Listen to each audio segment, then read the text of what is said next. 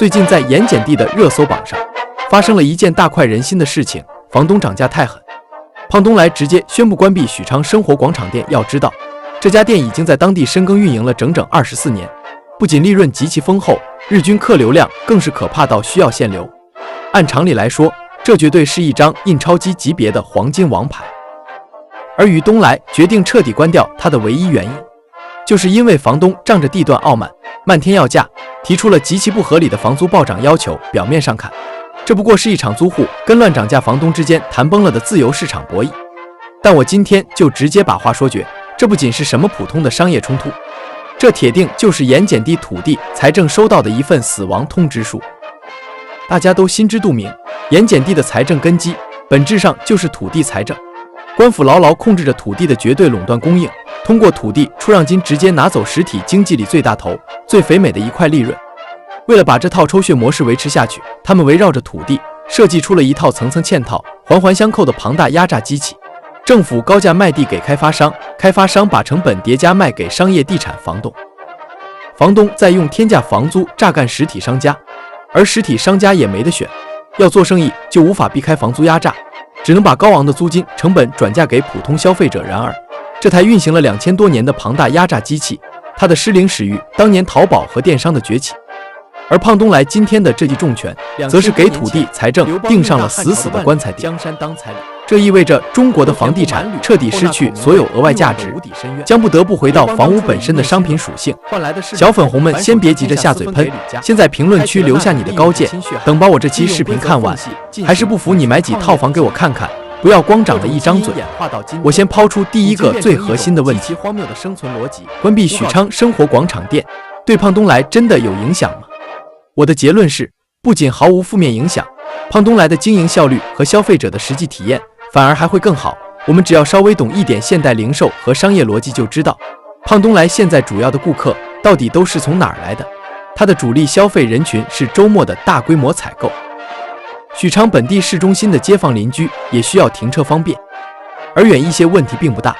而更多的顾客是大老远从郑州、开封、洛阳，甚至是省外专程赶过去的。许昌市中心那个老破小、街道狭窄、乱成一团的老店，在今天不仅不能加分，反而极大地拉低了这群远道而来的高端客户的消费体验。只不过因为24年前胖东来刚开店的时候，盐碱地还没有普及私家车，于东来那个时候还不需要考虑那些跨城赶来的外地客户。现在把那个挤在市中心、路况极烂、停车一位难求的老店果断关掉，把所有流量和资源全部引到郊区、交通干线旁边的大型新店，那里场地更大，停车位更足，配套服务设施更完善。这根本不是什么被迫让步，这是一次极其高明、极其痛快的服务体验全面升级。这背后暴露出一个极其残酷，让所有商业地产房东瑟瑟发抖的事实：在今天的盐碱地，所谓市中心黄金地段的神话已经彻底破灭了。消费者今天疯狂追捧、心甘情愿跨城消费的，是于东来这个人的人品，是胖东来天花板级别的极致供应链与售后服务，而不是房东们手里市中心那几块毫无技术含量、随时可以被替代的破砖烂瓦。要彻底搞懂为什么这帮房东到了今天还敢漫天要价、乱涨房租，我们必须先下狠手，拆解中国人心里深处的病根。中国人过去对市中心、黄金地段那种近乎迷信，甚至带有奴性的崇拜，究竟来自于哪里？说白了，就来自于2个历史毒瘤。第一，来自于行政权力的隐性背书与官僚体制的惰性。在过去，官老爷和各级体制内权贵们都窝在市中心，因为不是民选官员，领着死工资。这帮人平时根本懒得管事，渎职失职是常态，但唯独对市中心，因为官老爷和他们的家属自己也要在这里消费买东西，为了他们自己的安全，市场监管部门对市中心卖假货、搞诈骗抓得稍微严那么一点点。至于离开市中心稍微远一点的地方，那基本上就是天高皇帝远，假货横行的法外之地。消费者当年去市中心买东西，买的根本不是商场的良心，买的是官府眼皮底下商家不敢太造次的避险安全感。第二，来自于计划经济时代对资源的绝对垄断。在那个物质极度匮乏、吃什么都要凭票的年代，全国最稀缺的好东西，进口货紧缺物资，被行政权力优先且唯一的供应给市中心的国营百货大楼。至于农村、县城和偏远地区，分配到的全都是次品、废品和劣等货。这两点结合起来，给整整2、3代中国人锤炼出了一套根深蒂固的底层心理纲领。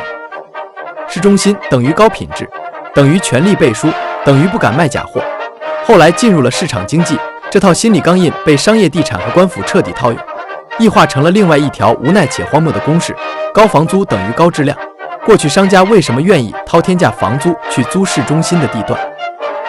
因为在那个假货泛滥、信息极其不对称的年代，高昂的房租是一种履约保证金。商家在用白花花的银子告诉消费者：你看，我一个月付几10万房租在这里，我要是卖假货被抓跑路了，我的损失极其惨重，所以我绝对不敢骗你。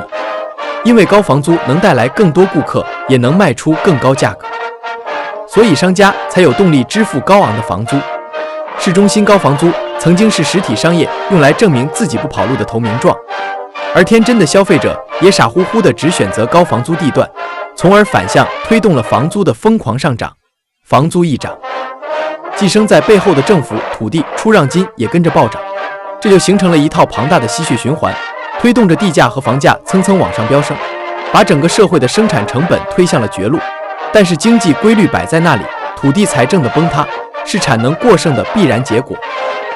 而中国廉价的人工与高效的物流促成了电商，更是给这场崩塌踩死了油门。电商崛起的本质，就是中国制造业产能极度过剩的演进史。当年淘宝和京东的崛起，表面上看是互联网技术的胜利，本质上反映的是中国产能过剩时代到来后，生产商首要的任务从生产货物变成了拼尽全力找渠道把货物卖出去。在物质匮乏时代，商品不愁卖，市中心商场的柜台是绝对的稀缺资源，房东可以随意要价。但在产能过剩时代，工厂生产出来的东西堆积如山，传统市中心商场那点破柜台和覆盖的有限客流，根本承载不下如此庞大的产能，生产厂家自然会主动寻找能将产品直接送达消费者的全新方案。京东和淘宝提供了无限扩展的线上柜台，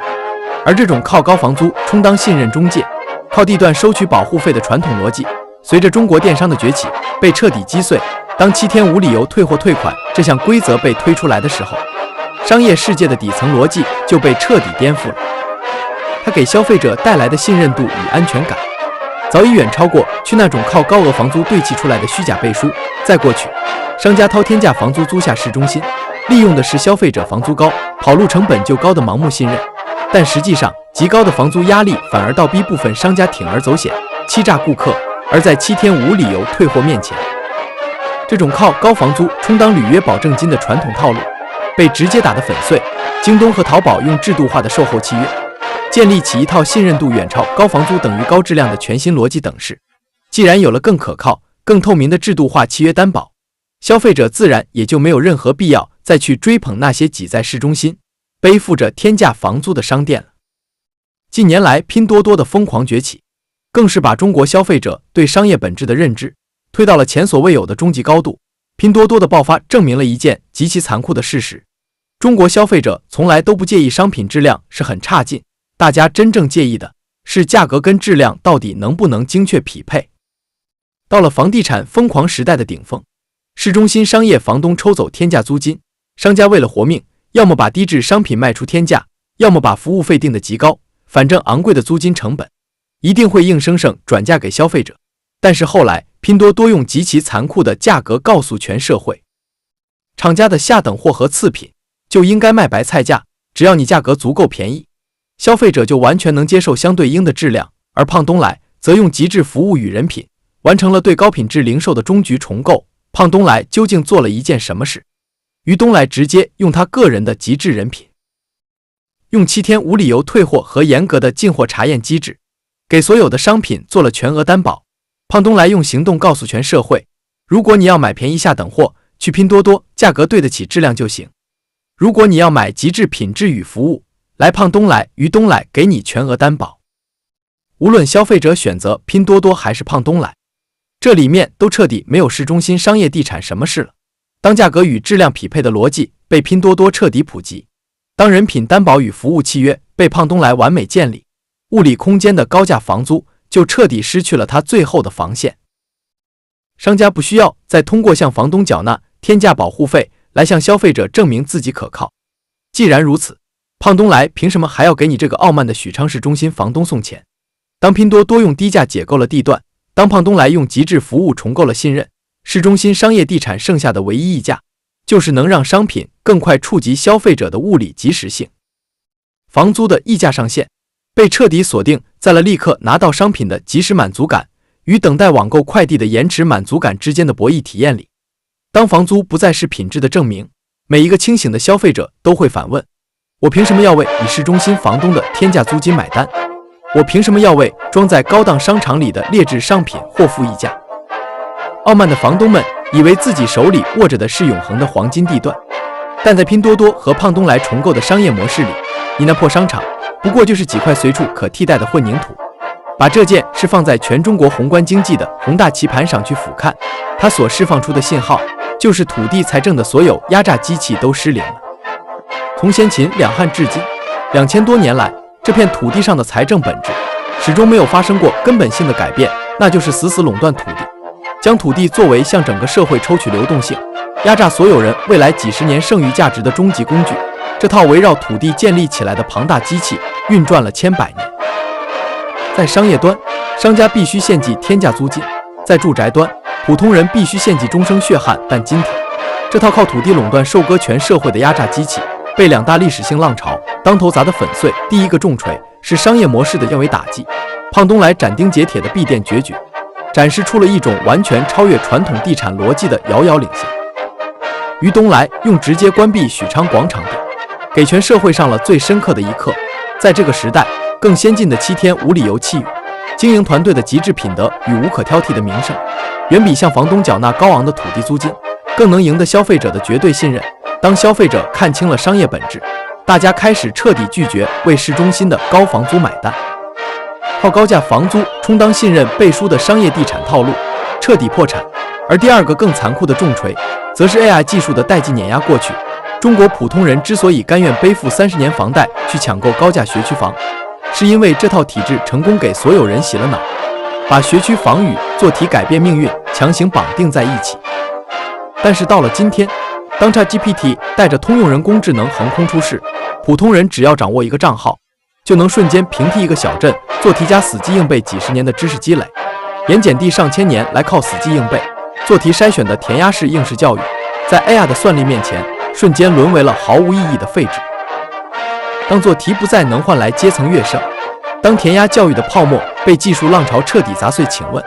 还有哪一个清醒的普通人还会愚蠢地背负几百万债务去为那破旧不堪的高价学区房买单？当商业端拒绝为高房租买单，当住宅端拒绝为学区房买单，中国的房地产终于被逼着彻底卸下了所有伪装，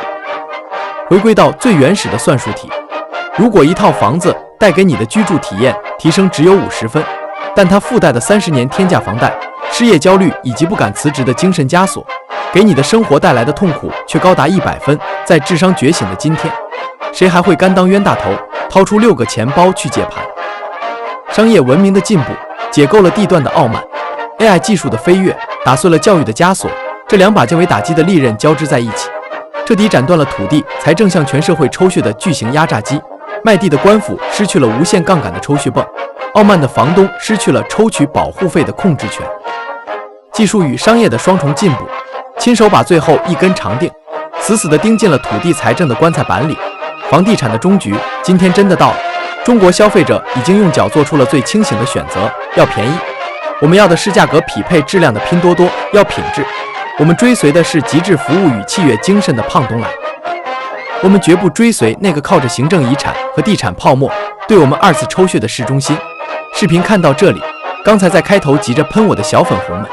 你们现在的观点修改了吗？如果你觉得我戳破了中国商业和土地财政最残酷的真相，如果你不想再做高房价、高房租下的冤大头，请立刻点赞、转发并订阅本频道。